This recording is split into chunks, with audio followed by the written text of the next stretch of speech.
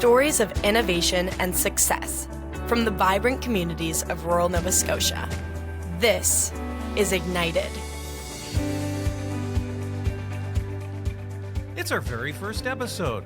I'm really excited to be here, and I want to thank you for listening in. So, how to start? Well, even in this small community, I'm based out of the Ignite office in Yarmouth. When I tell people that I work for Ignite, I often get the reply, "Hey, that's great. Now, what's Ignite again?" People know the name, but they don't quite often understand what Ignite is about. So who better to explain what Ignite does than the guy who put it all together? An innovator, an inventor, and entrepreneur in his own right, the founder and CEO of Ignite Atlantic, Doug Jones. Doug, thanks for being here for episode 1. Thanks, Wade. So, great. We're at Ignite. What's Ignite? It's an interesting question because, of course, I get that all the time. But Ignite was kind of founded as an experiment just to see if we could develop an innovation and entrepreneurial mindset in a rural place. And I wasn't sure at the beginning what that meant, but over the years, we've kind of evolved into a bit of an entrepreneurial ecosystem, but also just focused on innovation and the mindset that you can build it in a rural place and achieve success and really hit a global market. We evolved with 4 pillars, essentially starting with youth, because we feel that youth need opportunities in rural places. So exposing them to STEM-oriented activities, entrepreneurship activities, and creating those opportunities and career paths for youth is very important. And then we have our startup supports that we put in place of a new startup or a new idea. We'd like to surround the entrepreneur with resources and access to our network of supports and support system in general. We also like to foster innovation in the community, support other organizations and their initiatives, and look for those big pain points that are facing the community and see where we can help. And then our industry innovation side, like working with major corporate partners to help solve big industry challenges facing our industries, like our fishery, like our mining, like our forestry, all those traditional sectors, and help grow those industries into different markets and help them evolve and embrace technology and innovation. Okay, and all in a rural setting. All in the rural setting. All right, so there's a lot to unpack there. Let's start with the very beginnings. You were already an entrepreneur. We'll talk about that in another episode, actually. And at the time that Ignite started up, you're part of the faculty of the NSCC, the local Nova Scotia Community College setup. So what happened? How did this little spark become a fire, if you will? I was a faculty with the Nova Scotia Community College for many years. But I was also an entrepreneur. I was running my own companies, especially in the sports world, working in various sectors there. But I was approached. I was having some conversation with some people in government that kind of were interested in what I was doing on my entrepreneurial side, and they were fascinated that I could do those things from a rural place. So I was doing work with Wilson Sporting Goods and Louisville Slugger and some other major brands around the world. They couldn't quite wrap their head around how I was doing all this product development and stuff here. My answer to them was nobody told me I couldn't. So if nobody's putting a barrier in front of you, I'm the type of guy who's gonna jump on that. But they started asking questions about, could I teach other people to do this? Could I create that innovation mindset in other people in the region? And I said that innovation mindset does exist in different forms or fashions. Most people don't consider themselves innovators, but we quickly started going through this, and they said, well, what would I have needed as an entrepreneur starting out? And I said, well, that's an interesting proposal because, I was missing access to tools and stuff to build my prototypes. I didn't have this same mentor network that we built here. We didn't have access to government programs. We didn't have access to expertise that already existed in other regions but didn't exist in our community. So that's kind of how I started it, was trying to build that group and that network around the province to provide resources. And really, I built the facility around things that I would have wanted starting out. So we have, we're sitting in a recording studio here where we have camera equipment, drones, 3D prototyping equipment, things like that. Wow, if I would have had that starting out in my inventing new sporting goods products, I could have moved the needle very quickly. I was doing some things to build my products that, were putting rubber bands and toothpicks together to try and build something. I wanted to speed that up for entrepreneurs. So really, the federal government through COA and also the provincial government came on board, and we partnered with the NSCC to get us off the ground.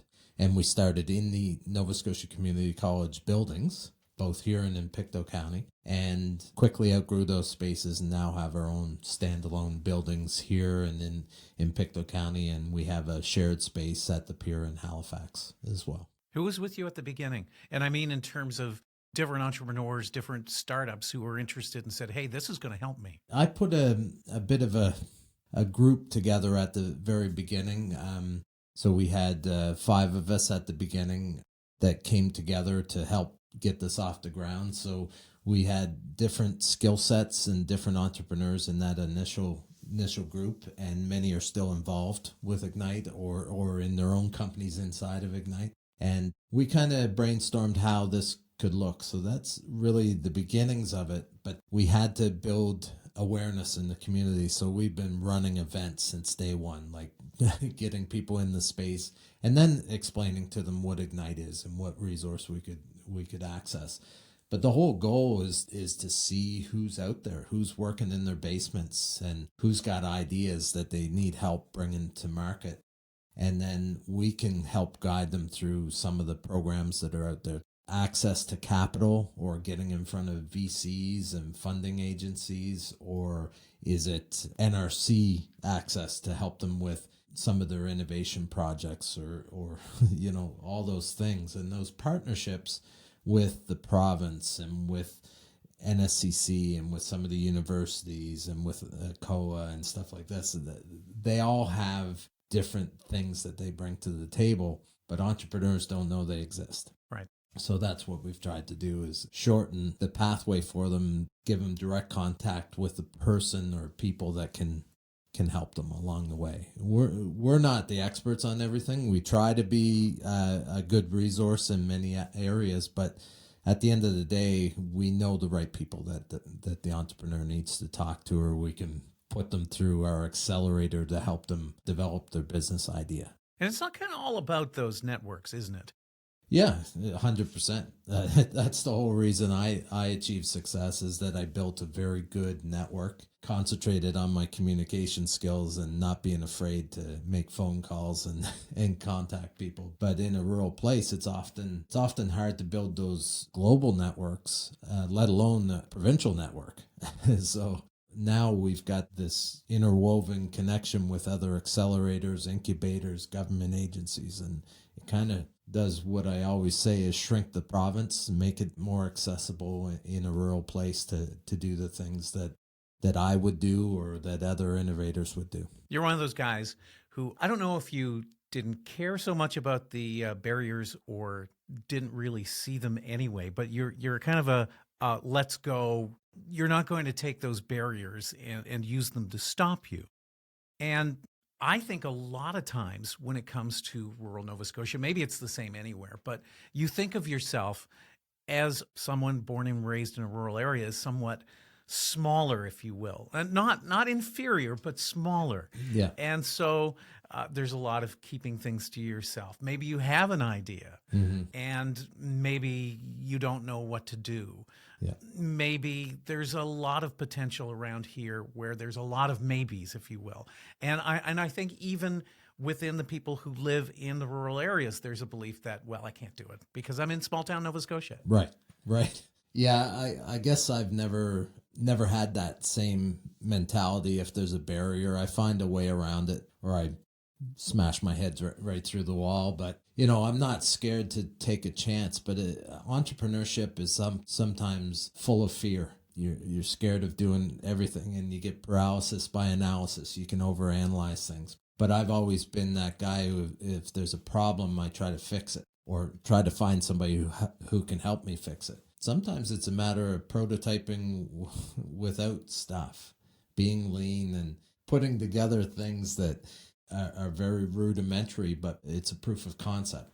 So I think just creating that atmosphere where it's okay to experiment. I also think that in these rural places, we tend to be very quiet about our success. And there's a lot of success in the history of Nova Scotia in these rural places. People often keep that very close and don't shout about it because sometimes you get a bit of people celebrate failure in these communities. And I don't know why that is, but people tend to be quiet. But the history of Nova Scotia is built on these traditional sectors. And some of our largest exports are coming from these traditional sectors today. Right. So I don't believe in turning our back on those sectors and trying to be something brand new. I believe that we can apply innovation to those industries and those communities and really elevate what we're doing in those traditional sectors. Or, we don't have to be something different. Community is what built us. And we want to celebrate the fact that in Yarmouth, we're a heavy fishing community. There's certainly in New Glasgow and Pictou County, there's fishing, but there's mining, there's forestry, there's all these sectors. I love that. That's the cultural part of what we do. We just need to look at our past and recognize that we've been innovators for a long, long time. We just haven't celebrated it. And I think we got to do a better job of celebrating. Yeah, there's a tendency not to blow your own horn. Yeah. And sometimes we have to do that. I get caught in that myself, not talking about my own products and innovation, but I know a lot of people in this region and throughout Nova Scotia that are doing crazy things like breaking new ground. And often they're in these rural pockets. They just don't get the news. Exactly. News jumping all over them about it, but it doesn't mean it doesn't exist. Well, there's one thing that COVID has done for all of us is proven that you can be anywhere, especially these days, anywhere in the world. You can work at a big company. You can develop your own things because if nothing else, it's proven that the internet can connect us all in some way, shape, or form. Yeah. I think the opportunities for entrepreneurship are way bigger now than 25 years ago when I kind of started down this road. I think you can connect with people anywhere, anytime, which is nice. We can overdo it since COVID, where we're connected all the time. But the fact is, these global markets, COVID has exposed some of the flaws in society as far as supply chain, logistics, all these things. They've also exposed the opportunity for new innovation.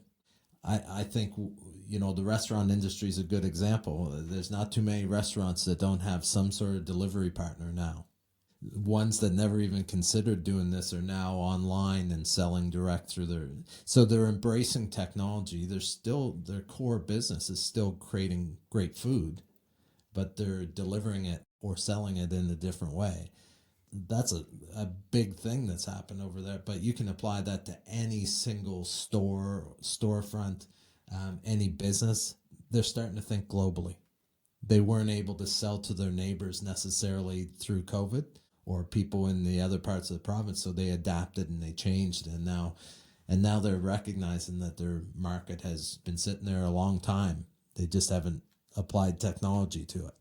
Well, we have a history of innovation, Yeah. and I think it's one that people don't talk all that much about. But one of the ones I love to hear that you tell the story, and it's a person I've known of before for a long time. But tell us about John Patch. That's the story I always love because it's a story of innovation. Yeah, and I've spoken a number of times, and I usually try to inject his story into most of my speeches. Is John Patch was a fisherman in Yarmouth a long time ago, and really his goal was to catch more fish. So one of the things about catching more fish is getting to the fishing grounds quicker, being being more deliberate there. So he invented a thing called the screw propeller, which every vessel on the planet on water uses. And he developed it right here in Yarmouth. And the first sailing by any vessel using a screw propeller was from Digby to St. John, New Brunswick. And just a tremendous achievement. The world would be a different place without that innovation. The problem was he didn't know about business. He didn't know about patents. He didn't know about all this stuff. He ended up really dying penniless.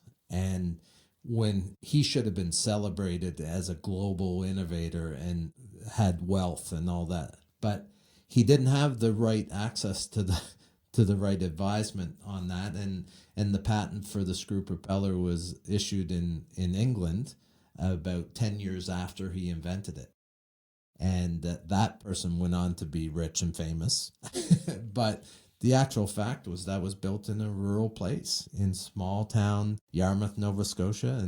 And I think those stories exist in all these rural pockets. There's always some innovation that's coming out of it. And, you know, you look around Nova Scotia, certainly one of the big ones is Alexander Graham Bell in Bedeck, and all the innovation that was coming out of this little tiny community in the middle of Cape Breton. And we don't celebrate that enough. When I'm in the United States or in other countries and I talk about Nova Scotia, I often bring up Alexander Graham Bell lived here, and they have no idea. And I said, yeah, well, he invented this, all these things in his innovation lab in Bedeck, Nova Scotia. And that happens. There's innovators all over the place. And I've seen it through the last 4 years of Ignite as these people with great ideas start coming out. They just need that push in the right direction, and they need that support system around them so that it's not as wrought with fear as entrepreneurship is. You can take some of that fear away if you have a support system. Right. And that's kind of what Ignite does. Yeah. It's a support system. It's also a huge part of the ecosystem here. In the same way that, everything's interconnected if you're in the rainforest, everything is interconnected when it comes to a business economy and just in a community generally. So you've got your 4 pillars. You've got your youth. You've got community. You've got entrepreneurs and industry. So that is a lot for a place like Ignite because it basically covers everything. Yeah. And when it comes to innovation, there can be entrepreneurs who come up with their own thing, but there's also that big industry piece. Yeah. And we have industry here that when you put the industry and the innovator together and the entrepreneur together, you can make some pretty amazing things. I always say it's all about the problem. I don't like inventing or innovating just for the sake of inventing or innovating. You have to have a big, hairy problem that you're trying to solve. And in these communities, there's often these problems. A few years ago, we're continuing today to talk about waste, talking about fish waste, where we're one of the largest producers of seafood in the world here. And in Southwest Nova, we have a huge amount of impact on our annual GDP here in the province. But we waste a lot. And there's a bunch of reasons for that. But in other countries like Iceland, they use 100% of species. And I think we're moving towards that, but we're still not there yet. And the waste is actually a lot of value. There's a lot of value in waste products, whether it's shells or whether it's fish skins or fish heads or whatever it may be. And we sell a lot of that as bait products and things like this, but there's higher value product coming out of there. So I like to tackle those big problems that have commercialization part of it, like something that'll change the industry. And we're doing one right now with our partners at Sobeys on a national level to find solutions for styrofoam tray packaging for meat and poultry and stuff. It's a huge problem inside of Sobeys.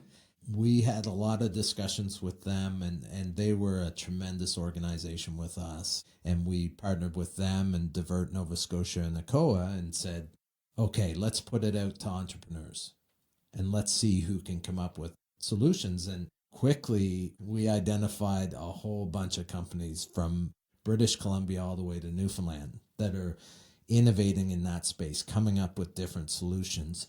But the interesting part of this challenge is they're not just innovating for the sake of innovating, they're actually trying to get a purchase order from Sobeys at the end. Mm-hmm. And it's a huge purchase order. So now we've narrowed it down. We have our pitch competition at the end of June, and we're really excited that through this competition or this awareness building industry innovation approach, we're identifying companies that can provide solutions for this individual challenge, but also for maybe other plastic packaging challenges that Sobeys is facing now or in the future. And by working with corporate partners, we have that commercialization engine at the end. So I'm pretty excited about that. I think this is, one of many challenges that we're going to look to launch with our corporate partners. But this one has been tremendous and national in scope because of, Sobeys' footprint from coast to coast. Yeah. So the innovation part of it is very cool, but this is going to have repercussions in a huge way to our ecosystem, to somebody's bottom line. It makes a big difference in the ecosystem. Right. Talk a little bit about the lobster bait challenge that you guys did. And perhaps our listeners aren't aware, but we have a huge lobster industry. And of course, the lobster are caught by traps, but you need bait. And the bigger the industry is, the harder it is to find the bait. Where does the bait come from? Yeah. Well, and the bait uses certain species that through different things happening across the country are limited in supply. So things like mackerel. Mackerel is a nice oily fish that's often incorporated into bait, and there's some limitations on the amount of catch. When those species are eliminated from our fishing, all of a sudden it affects our lobster industry because we can no longer sell that as bait. So we're species dependent, but what was happening was a lot of this fish waste that I was talking about earlier is being sold as bait. Take a pound of fish waste and you catch a pound of lobster with it. Okay. And part of the problem or opportunity I see there is that waste actually, when it's put in the right sort of profile, it has a way higher value than the rest of the fish, in collagens and nutraceuticals and things like this. So what we wanted to do with the lobster bait challenge was see what people had as possible solutions. So replacing the traditional bait, the mackerel and herring and stuff like this that we use for bait, replacing that with something else. We didn't really specify what, but we said we have to reduce the amount of that waste. So we were getting solutions that were technology based, like pucks with scents and sort of oil additives and stuff like that. And then there were some that were using alternative species, whether it be non-fishing related species or invasive species like blue mussels and things like this, or processes that could help. So we got a bunch of solutions and some very good ones. But what we did with this was the solutions that were presented, once shortlisted, we actually partnered with Coldwater Lobster Association here to do sea trials. And we got an experimental license with DFO. And we did a controlled sea trial. And we measured traditional bait to this new bait. And we measured to see who caught the most. It's not purely scientific because there's a lot of circumstances that dictate catches and stuff. But what we wanted to prove is that there might be some other bait solutions out there. And if we can find another bait solution that works and that satisfies that industry, then we can capitalize on the fish waste. And these companies can move towards the more nutraceutical farms, all those other industries. And the increase in revenue for our industry would be astronomical. And that was our goal. And I think it still is our goal because there's more and more companies getting into that space. These big problems aren't solved overnight, but we have to start talking about them and we have to start developing innovation around them. And that was a really good example of how we work with our partners. So in that example, we partnered with the Regional Enterprise Network and we partnered with ACOA and we partnered with Coldwater and DFO. We like to bring organizations together with different expertise to help solve these challenges. And where Ignite fits in is we're really good at that. We're really good at bringing people together and organizations together and digging into what the real problem is. The big thing about that whole challenge was that we had all the industry suppliers, all the processors in the same room. And they all experienced the same problem, and they told us what the problem was. We didn't dictate what the problem was. We listened. 90% of the time we're listening and trying to see if there's an opportunity for an innovation solution. Okay, so let's stop it there just to repackage that in another way, because I'm trying to figure out, did somebody come to you and say that there was an issue, or is it kind of you or Ignite saying, there's kind of a problem here? Why don't we figure out how to solve this? How does that work when it comes to, for example, you talked about the Sobeys challenge, about the lobster bait challenge. Who reached out first? I think where many of this comes from, so if you look at the lobster bait challenge, it really started with a couple of friends of mine. We were sitting around talking about, I wonder if there's an opportunity in the seafood industry to develop brand new markets. And this was a friend of mine, Jeff, at ACOA that we were talking about with. And he said, well, you know what we do? Let's bring all the industry together and let's ask them. And that's how it started. I remember the day we met in a classroom up at the community college, and we sat down and we said, we're not asking you for anything. We're not selling you anything. We're not selling you anything. What we want to do is have a discussion around your fish waste. And at first they were sitting cross-armed and less open. But when we started to talk about it, they really opened up. They helped direct the conversation, and they told us what the big opportunities and big problems are in the industry. And then we went away from that, kind of doing a global scan and starting to work with the Icelandic supercluster and groups like that to see what they do. And really the core of it is we listened. We brought them together. We listened. We asked good questions. The Sobeys Plastic Waste Challenge, same thing. I was having a coffee with Vice President of Sobeys, Joey Jollymore. He and I were just chatting, and he started by saying, the plastic bags that we did away with were really not the big plastic problem we had. The big problem is this. And sort of started that way. And then I thought about it, and we started having more conversation, then brought in more people. And then at the, a couple months later, we were meeting with the senior VP of innovation for Sobeys and his team. And we really started getting a groundswell and brought in Divert Nova Scotia and ACOA and all these groups. And it turned into a really good, well-defined challenge that was national in scope. But you have to start with a conversation somewhere. Right. That's what I mean. Like, you have to develop those networks and be in the room to have those conversations. It's kind of like you're at the top of a hill on a snowy day and you're making small snowballs, rolling them down the hill and figuring out which ones are going to get big. Yeah. Not all of them get big, but certainly there's some interesting ones. Right now we're working on marine electrification. Mm-hmm. And we're working with our friends at AF Terrio, because they're very good at building boats. But the trend is to move towards hybrid and electric solutions. And so that one really interests me. And that's something that we're actively working on now. And I think that's going to become a bigger and bigger aspect to this region, especially because we're so dependent on ocean industry.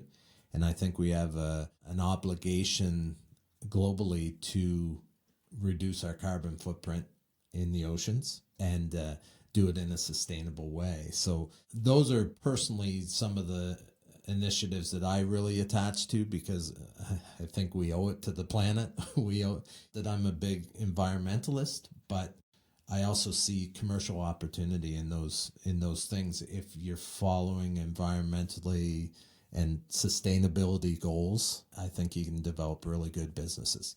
So that's where we are right now. Where are we going? What's Ignite's plan?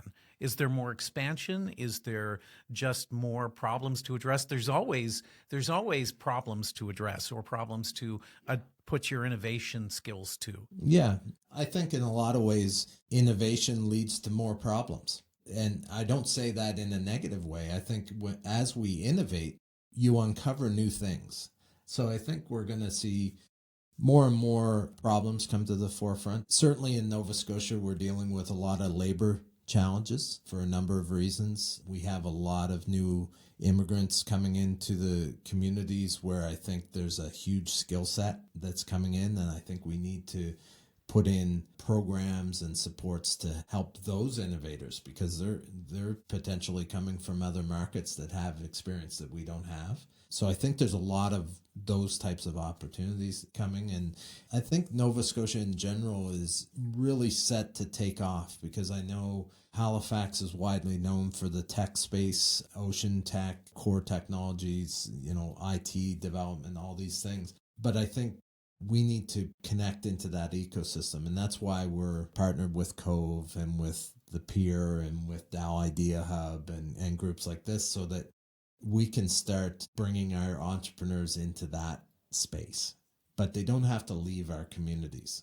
As far as Ignite's goals, I guess kind of our environment tells us where we're going, but we're looking at, these industry challenges are a big part of what we're doing. So we're going to continue to have those conversations and deal with the big hairy problems and see where we can go. We've partnered with the Discovery Center this year, and we're looking at launching some very big initiatives around youth development, around work with First Nations communities, with African Nova Scotian communities and things like this. We want to do more and more with youth and create opportunities in our rural areas, career pathways into our universities and colleges, and really work with kids all the way through the school system. So that's very important.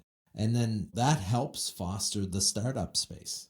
We're not moving away from our pillars. We're leaning into our pillars. And I think there's more to do in all of them. We're constantly looking to improve. We've got a great team here and with a lot of skill. So we want to see where we can go from there. But really, it's continuing to do the things that we're doing now, just do them at a better and better level. As far as expansion, who knows? We're talking to other communities, but it's not necessarily about setting up brand new Ignite in those communities. It's more about how do we use our existing system to engage with those communities in some meaningful way.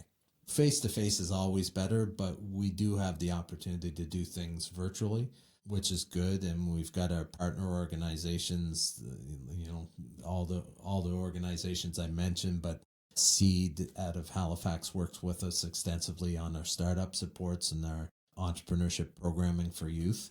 We want to continue to do that. Those partnerships are super valuable, just because I don't want to reinvent the wheel if something's really good. Mm-hmm. I just like to work with those organizations, the Digital Nova Scotias and the Seeds and groups like this that can help us propel this forward. And we've got some new emerging partnerships coming out. We're really trying to mobilize some venture capital in their smaller communities. I think there's a lot of opportunities for investors here, but we need to do a better job of putting our startups in front of the right VCs and the right angel investors. So we're working with a few different groups there, and I think over the next 12 months we're going to see a real growth in the VC space, especially in rural Nova Scotia. That's my aim. So hopefully when we're talking 12 months from now, we'll have a lot of investment that's been occurring. So, and again, that's all about blowing your own horn. Yeah, I think so. And we have to do a better job of that over the next 12 to 18 months too. Doug, thanks a lot for talking to me. No sweat. I think people know a lot more about Ignite than they did before. And I'll get you to come back again, because I want to hear you blow your own horn and tell us a little bit about what you do outside of Ignite with your own innovations. Sounds good. Thanks, Wade. Thanks for listening to Ignited. If you enjoyed this episode, we'd love it if you subscribed, shared us with a friend, and gave us a good review. And we'd love to hear from you. Our website is igniteatlantic.com. My email is Wade, W-A-D-E, at igniteatlantic.com. We'll talk again soon.